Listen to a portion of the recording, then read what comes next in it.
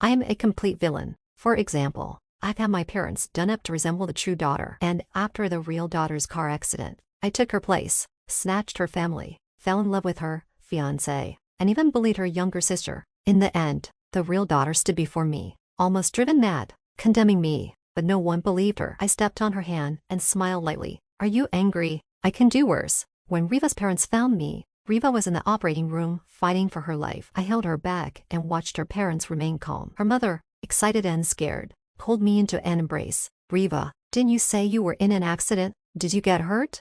I pouted and showed her the bruise on my knee. It was just a minor bump. I got some compensation, but I'm fine. Her father looked at me with suspicion. Then why are you at the hospital?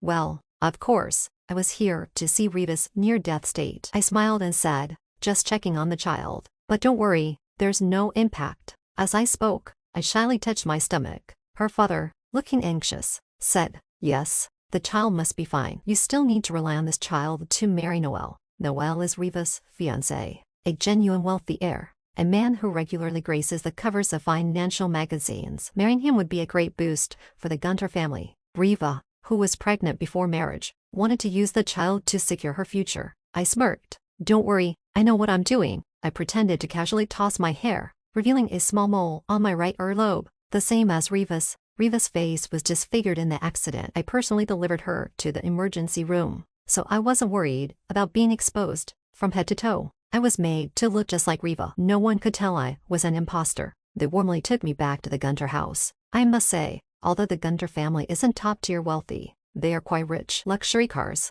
villas, servants, and prestige. As soon as I walked in, Riva's younger sister rushed up to me. Sister, are you okay? You don't know how scared I was when I heard about your accident. Riva's younger sister, Emily, is quite the sis-con. The bond between the two sisters is genuinely close and heartfelt. I knew this from high school. I smiled gently. Don't worry, I'm back, aren't I? Emily bounced up and down, pulling me along. Sister, I had something to tell you that will make you happy. Do you remember that girl you didn't like in high school? Her father jumped off a building 3 months ago. I heard she hasn't shown up in front of relatives and friends for a long time. She came from a single-parent family and ended up not going to college. Such a person is destined to rot in the gutter. It's hilarious. Oh, which girl? I raised my eyebrows, looking intrigued. Emily was anxious. The one named Erin. Don't you remember? Sister. Emily looked at me with a hint of grievance. I even spread rumors about her father using drugs for you. And now, you're asking me which girl? Of course, I remember because that was my father. 3 months ago, he was forced by a group of thugs into drug addiction and hallucinated on the rooftop. Those thugs had been paid by the Gunter family $800,000. It was enough to buy a construction worker's life. Emily, pretending to be sad, rubbed against me, her eyes filled with pride, waiting for me to praise her. I laughed, touching her head. My sweet sister, you did a great job. I love you so much. Keep up the good work next time. Emily was thrilled by my praise. This good sister of Riva is truly a good dog. When I first met Emily, she was in 8th grade, wearing a white dress with long, silky black hair, looking pure and gentle. She came to the door of my classroom, pinching her dress, and called out to me, "Excuse me, beautiful sister, I want to ask you a question." How polite she was. So polite that after I replied, she smiled, broke my fingers, and then had someone trap me in the bathroom after school. The water in the bathroom tasted terrible. The question she wanted to ask was, "How dare you, a person with divorced parents and a father in debt, challenge my sister? Can you teach me how to have that kind of courage?"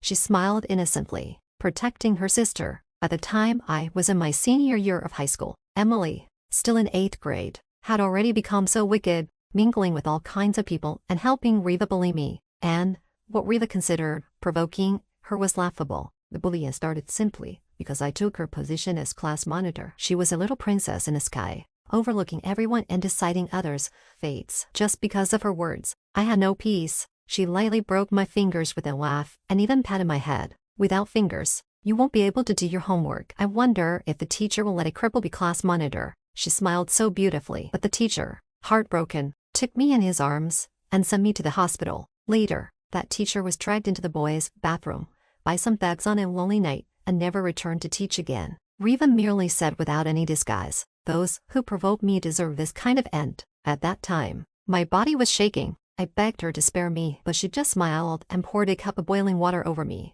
In the scorching summer heat of 30 degrees, the hot water made my clothes and skin stick together. burning intensely. I was disfigured. She enjoyed everyone's adoration and envy. I was left to suffer like a worm in the gutter. Who told her to become class monitor? She didn't see her own level. If I were her, I wouldn't have accepted the monitor position when a teacher appointed it. Class monitor should be someone like Riva, a princess. Look at her, so ugly. Ha ha ha. So, am I meant to be treated this way? I refused to accept it, but because of my outstanding grades, I foolishly hoped to change my fate through the college entrance exam. What I got was Riva kidnapping me abroad and making me undergo plastic surgery to look like her. She said, "Your utility value is only so much. Replace me in the entrance exam, and I'll give you $1 million. You'll never spend it all in your lifetime." She also said, "After the exam, destroy your face. I'll get it redone as something else. Don't flaunt my face." She dared to be so arrogant simply because my father was a construction worker. Worlds apart from her status, it was my honor to pave the way for her. And my mother, paralyzed and in intensive care, required hundreds of thousands each month. I agreed. My compliance relieved her. She said, "I really can't understand how someone can give up their face for money. If you had resisted, I might have respected you a bit more." Yes, I didn't dare to resist at all. If Riva hadn't been so overbearing, using my parents to control me and mistreating them, I probably wouldn't have ever resisted. She removed my mother's oxygen tank the day before the entrance exam. Why, Riva? I can't understand. Is this how wealthy people are? Doing whatever they want, treating lives like dirt, because we're powerless, because we lack immense wealth and power, because our lives are insignificant, and it's our honor to be obstacles for you. As my thoughts returned, I looked at Emily, smiling gently. Emily, however, frowned at me. After a long pause without any movement, she stared at my eyes, and suddenly said, "You're not my sister. Discovered so soon." I tensed inside, but maintained a calm exterior. "My dear sister, what are you talking about?" Emily angrily grabbed my arm. My sister hated Aaron the most. When I told her about Aaron's misfortune before, she was always very happy. "Even though you praised me just now, I don't think you're genuinely happy," she analyzed. "I remember my sister told me she took Aaron abroad unexpectedly. Aaron ran away after the surgery. You must be Aaron, right? So where did my sister go?" "So smart," I sighed. I didn't refute her. Emily's eyes widened. "Why are you speaking? Did I guess right?" I crossed my arms and lifted my chin. Yes, with this appearance, what else could Emily not understand? She screamed, "No wonder my sister said you're a bitch. Where is my sister now? Why are you here? I'm going to tell Mom and Dad they've been deceived by you and brought you back." I raised an eyebrow indifferently. "Are you sure you want to say that?" "What do you mean?"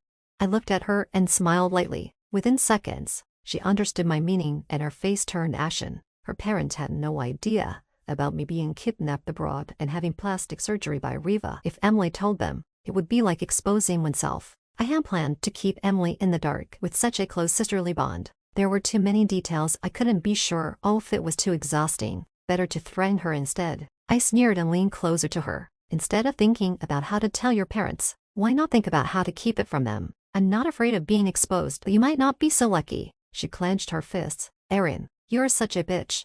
She tried to say more, but her mothers had popped in to call us for dinner. Emily glared at me. "Don't be too arrogant. I won't let you have an easy time." I ignored her and sweetly replied to her mother, then left the room. Her mother had a full meal prepared for me and comforted me. "The driver who caused the accident has been arrested. How dare he harm my grandchild's courting death?" I paused, expressionless, and continued drinking my porridge. This driver is really pitiful. This isn't the first time Riva has been out on the road, taking out her frustration on whoever she dislikes, injuring or killing people, and just paying off the damages. This time, she got unlucky and ended up in the emergency room. Given Riva's numerous offenses, her parents still turn a blind eye and cover for her. Her father said, "You better be careful. Nothing can happen to the baby." Her father and mother place great importance on this child. I smiled and said, "Don't worry, if something happens to me, the baby will be fine." To be honest, I'm still a bit anxious because I've never met Noel. Where am I supposed to get a child for Noel?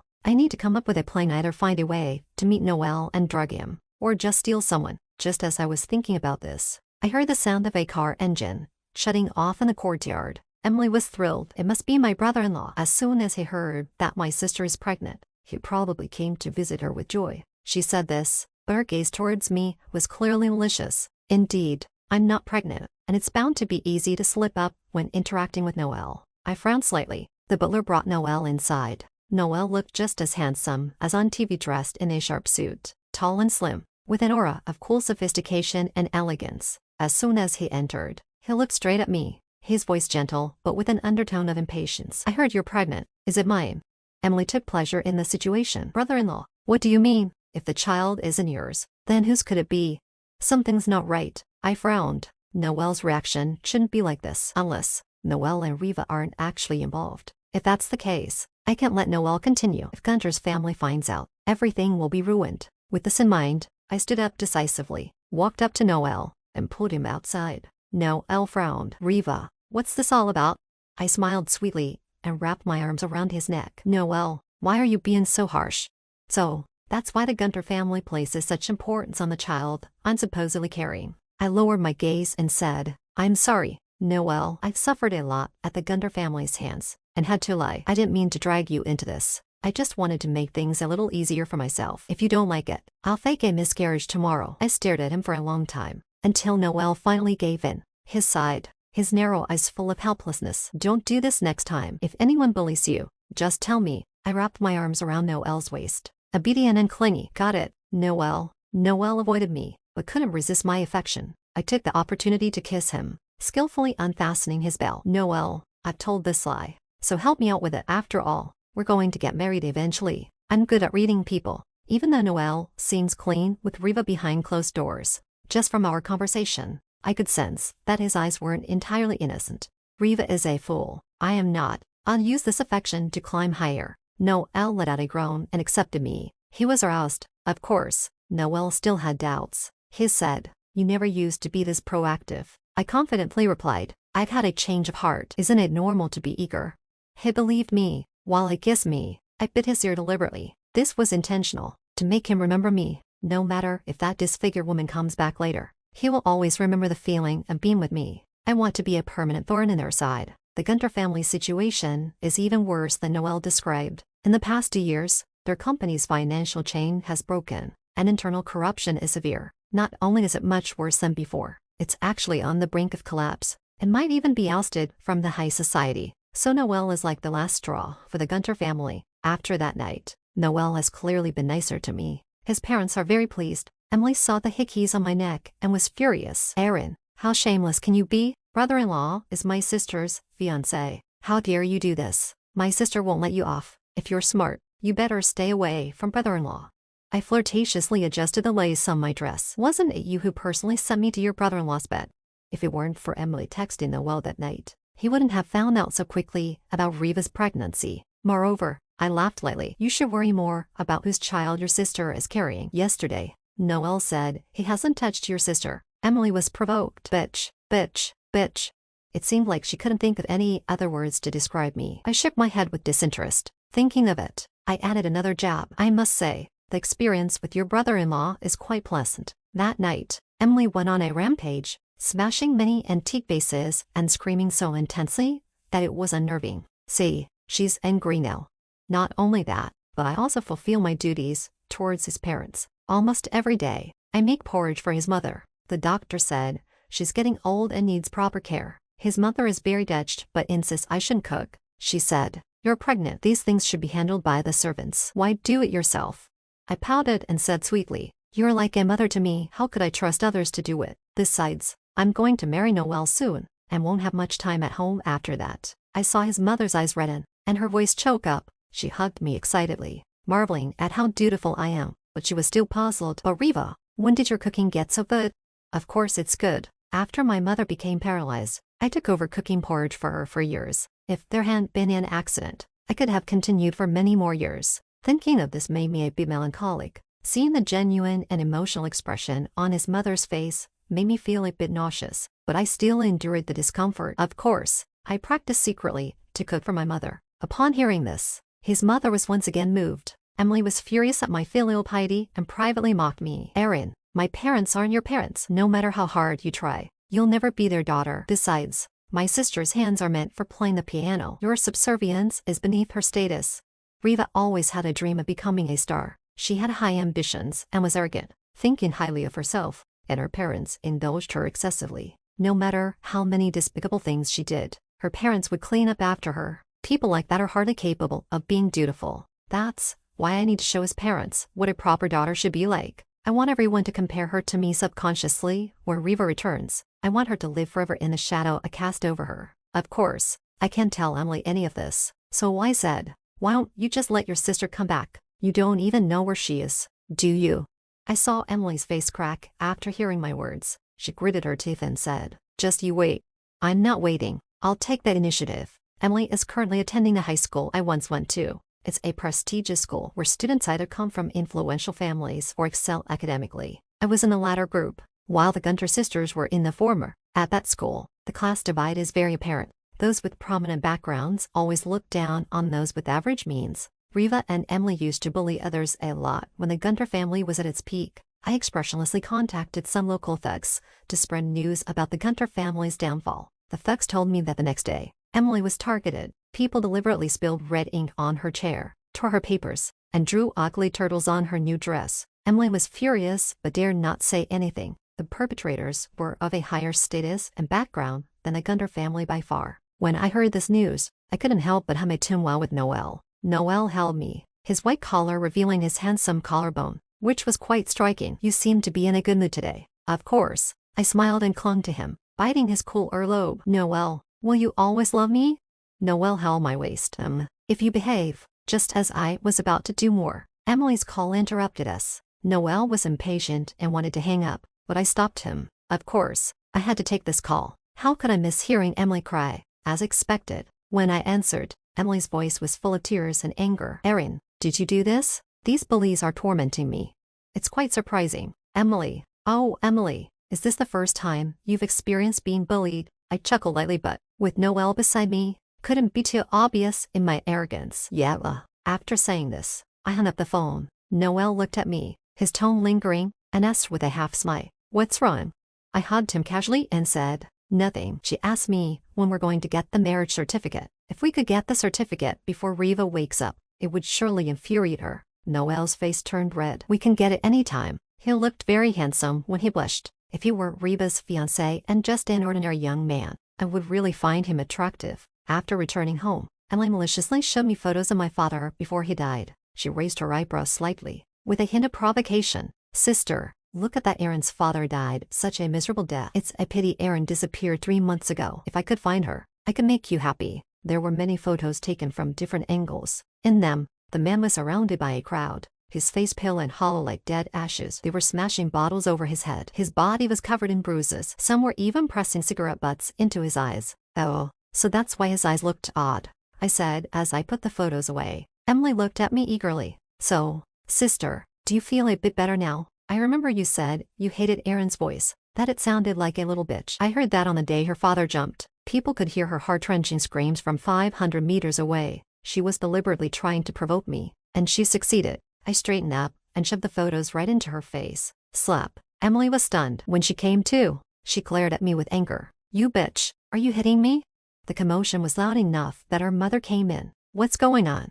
Emily glared at me but didn't dare say a word. Yes, she just wanted to anger me and see me uncomfortable. She didn't expect me to hit her back. Moreover, I had leverage over both her and her sister. I smirked, pulling her mother close and handing her the photos. Mom, look at what your daughter has done. She dug up photos of a decent construction worker who jumped to his death and showed them to me. Do you think she deserves a beating? Her mother looked at the photos and nodded. Yes. After my recent kindness, her mother was increasingly satisfied with me. Emily dared not say a word, looking as meek as could be, while being kind to her parents. I also maintained my relationship with Noel. I heard from the hospital staff that Riva had finally regained consciousness after a long coma. Unfortunately, her child had been lost. Seeing the news about Gunter's eldest daughter and Lucius are about to marry, she went crazy. She appeared at the Gunter's doorstep, demanding, I'm the real Gunter's eldest daughter. What's with that woman on TV? That night, she was chased away by her mother, who thought she was insane. She then went to Noel, almost hysterical. Noel, I'm Riva. That's an imposter. She went abroad and had surgery to look like me. Noel said. Ridiculous. So-called true love is nothing more than that. I leaned seductively against Noel, covering my mouth shyly. Noel, I'm scared. Noel, very affectionate, immediately threw Riva out. Riva, desolate, trembled in front of Lucius' house. I smiled and stood behind her. Noel loves me. We're getting married soon. You're just humiliating yourself by being here. Riva's eyes widened, and she screamed at me. It's you. You bitch. I'm going to kill you. She lunged at me, but I nimbly avoided her. She fell awkwardly to the ground from the force of her own momentum. I lightly laughed, pressing the tip of my high heel into her hand, grinding it in. Are you angry? I've got worse things planned. Riva's face contorted in pain, cold sweat pouring from her forehead. She began begging me to let up, saying she was in agony. I felt immense satisfaction and said, so what if you're Riva? I've taken everything from you, including the Noel you loved. He's been groveling under me day and night. Everything you had has been tainted by me, and I don't even want it. Noel is a dog. So is Riva. As Riva lay suffering under my foot, I stood tall like a queen. However, Riva, despite her pleas, looked behind me and started smiling. I followed her gaze. Noel was leaning against the wall behind me, holding a cigarette, his brow furrowed, lost in thought. It seemed he had heard everything I said. Riva, shaking with pain, still had a look of great joy on her face. Noel, do you see? This woman has been deceiving you from the start. She's been pretending to be me and even disfigured me. Noel was silent for a long time, before finally walking over and taking Riva's hand to help her up. Her hand, which I had stepped on, was already covered in blood. Noel looked at me, asking, give me an explanation. Riva stared at him in shock. Noel, even now you still want to hear Aaron's excuses. Riva, feeling guilty, said, I did have some minor procedures abroad and knew the doctors there. They called me a while ago, saying someone was using my photo for cosmetic surgery. At the time, I didn't take it seriously. Hearing her explanation, I chuckled. Riva, how dare you let Noel know you did something so morally bankrupt just for an exam? Noel, embracing her, looked at me with cold indifference. Had he not heard my words, he might have still felt some affection for me. But now, how could his pride allow him to be my toy? I shrugged and leaned against the wall. The Gunter family arrived quickly upon learning the news. Emily's first action was to slap me. You're such a bitch. Doesn't your conscience hurt doing something like this? Her face bore the satisfaction of revenge, finally getting to vent the frustration she had felt from me. Only her mother hesitated. What's your name? Why did you do this? Looking at them, I was not at all angry about being exposed. I simply licked my sore jaw where Emily had slapped me. Remember, everything you're going through, you deserve. With that, I walked away without looking back. Behind me, Riva was heartbroken, and the Gunter family comforted her, but no one dared to stop me. After all, Riva and Emily had done wrong and were too scared to confront me, while Gunter's parents had sympathy for me. Having been their daughter for so long, I had nothing to regret. As for Noel, I didn't doubt his love for me, but he had his pride. The news of Noel and Riva's engagement was quite grand. Soon after I left the Gunter family, TV constantly broadcast updates about Noel and Riva. For example, the heir of the Lucius family remains devoted to his disfigured fiancée. Their love sincere. The heir of the Lucius family takes Gunter's eldest daughter to pick out a wedding ring worth $14 million. On the screen, Noel lovingly embraced Riva, looking extremely tender. Riva provocatively said, no matter what I look like, Noel loves me the most. He loves not just my face but my soul. I believe that even if someone who looks exactly like me stood in front of him, he wouldn't be moved. Her gaze seemed to pierce through the screen at me. She was pointing at me. But what does it have to do with me?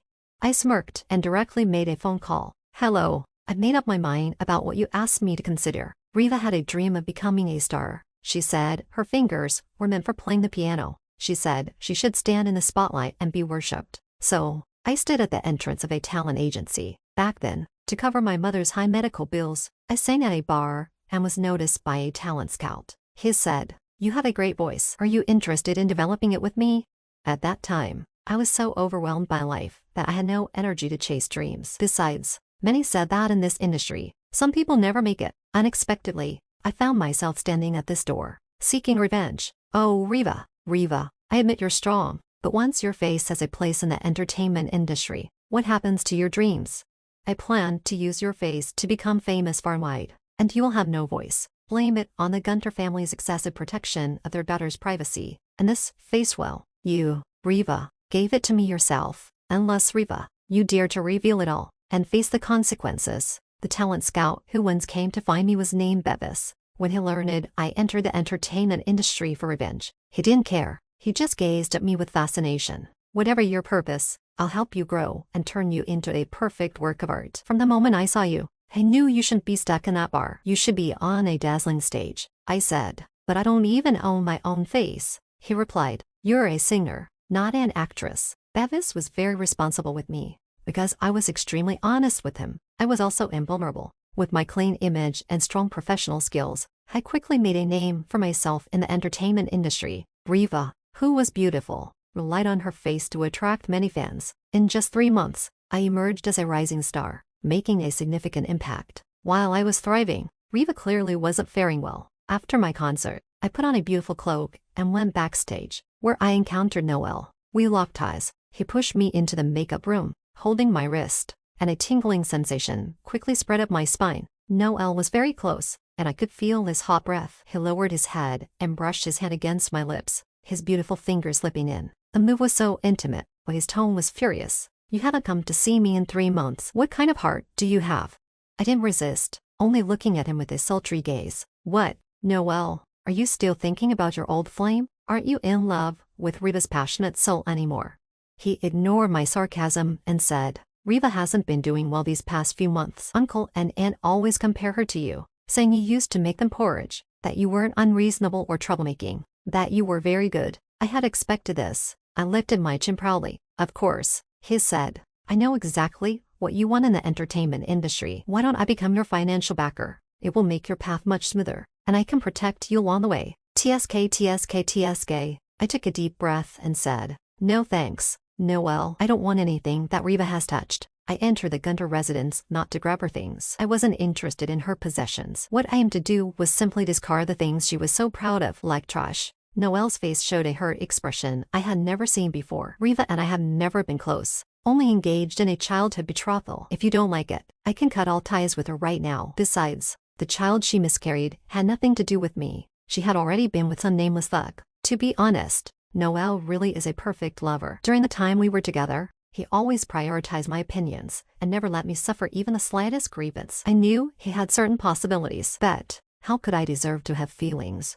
My goal was to crush everyone. After Noel left, heartbroken, I looked at the banner on the street. The woman on it was glamorous and noble, like the hazy glow of neon lights, like roses decaying in a garden, both decadent and noble. She was a wild swan, a poisonous rose. She would never be a devotee going to love. I wanted revenge, and I would step over everyone to get it. From that day on, my resources improved, and the brands wanting to collaborate with me were countless. I knew it was Noel paving the way for me. My career took off completely. I looked at it all with satisfaction, because I knew Riva couldn't sit still anymore. Every day, many fans send me private messages. "Erin, your voice is truly beautiful. I feel like you must have experienced many stories. You give me a sense of enduring hardship and brokenness. Erin, you shine on stage. I light a candle for you in the sea of people." I often selected fan messages and post them on social media to express my gratitude, just to let Riva know how popular I had become. Riva couldn't hold back and sent me a wicked message. "Erin, what are you so smug about?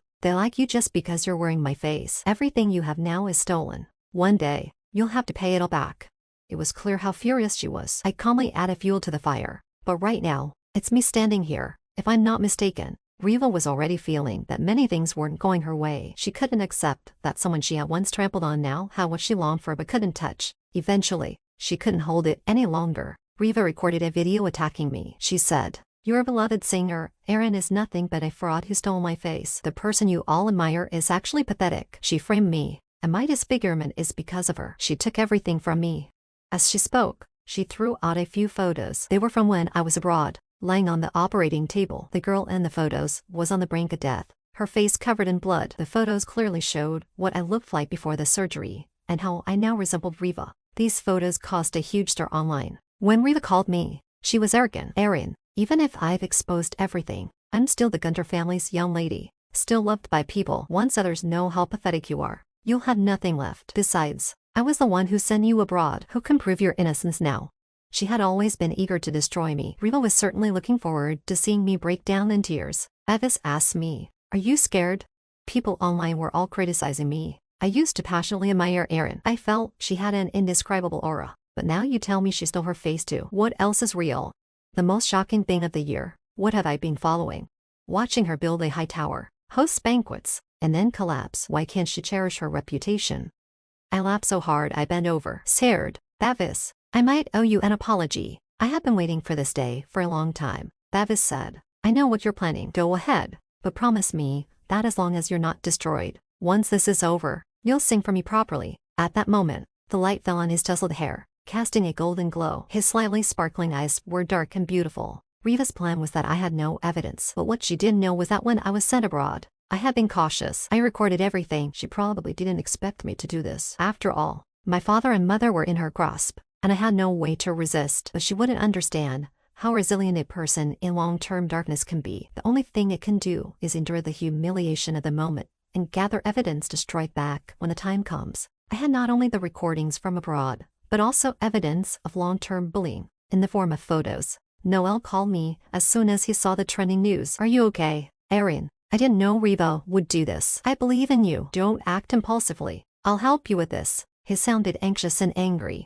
as if he really cared about me. I replied coldly, Noel, don't make decisions for me. I can handle this myself. I knew what Noel was afraid of. He was worried I might release this evidence. If I did, it would ruin me. As long as nothing was confirmed about me being the one wearing Riva's face, everything could still be reversed with money. But this situation was already heading in the direction I had set. I wanted Riva to say everything herself, to see herself destroy her own life. I never intended to stay clean. I wanted to drag Riva into the mire with me. So, I released the recordings and photos without hesitation, along with evidence of corruption and tax evasion I had collected at the Gunter residence. Now, I was a public figure. The recordings have Riva's arrogant and harsh voice. Your value is just about this. Take the college entrance exam for me, and I'll give you $1 million. You'll never spend it all in your life. After the exam, you'll ruin your face. I'll give you another look. Don't flaunt my face. And there were more photos of her having people block me in an alley. She sat there like a princess on a railing, with a few thugs serving her. Even though my body was curled up,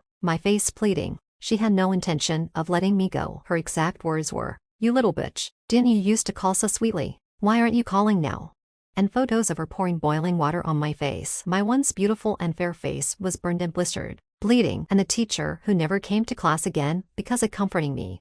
After these things were exposed, the police investigated, and the Gunter group was found guilty of more than just tax evasion. Riva had always disregarded human life. Previously, the Gunter family had covered for her time and again, but now everything was exposed to the light of day. The building fell within a day. Public opinion turned 180 degrees overnight. Help, everyone. I finally understand where Erin's story comes from. Who could endure this? If I had already committed suicide, she would still be standing here. Truly amazing. So heartbroken for her. She's just a young girl. If it weren't for Riva, she could have had a normal youth and a bright future. Everyone was advocating for justice for me. Riva went completely insane. She hysterically ran to my company to confront me. Erin, what do you want? My parents blame me because of you. They say I'm not as good as you. Noel loves you now. You've taken my career, and now you're releasing these things to ruin me. You better clarify immediately that those things are fake.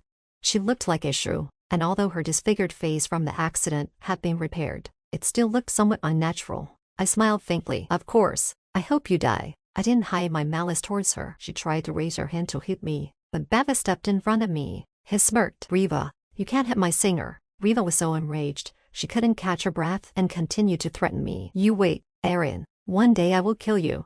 Oh, it's just too bad that Riva didn't get the chance, because she was arrested that day. After all, she had committed so many illegal acts. I heard that Riva continued to insult me in prison, calling me a whore and blaming me for ruining her. She never reflected on her own issues. It's worth mentioning that Emily, the sister complex, started vehemently blaming Riva after Riva was arrested. She said that if it weren't for this sister, the Gunter family wouldn't have ended up like this. And Emily died from school bullying. After this incident, Emily's former victims and those who were classes spared no mercy on her. What had happened to me now happened to Emily. Overwhelmed, Emily jumped off a building on a rainy night. Her parents seemed to age decades overnight, but strangely, they didn't seem to blame me at all. They weren't innocent, but they still had a sense of conscience, knowing I was the victim and their daughter was at fault. That night, Noel brought a trunk full of flowers to my building. When he saw me, his eyes lit up. Now that everything is resolved, can we be together without any distractions, Erin?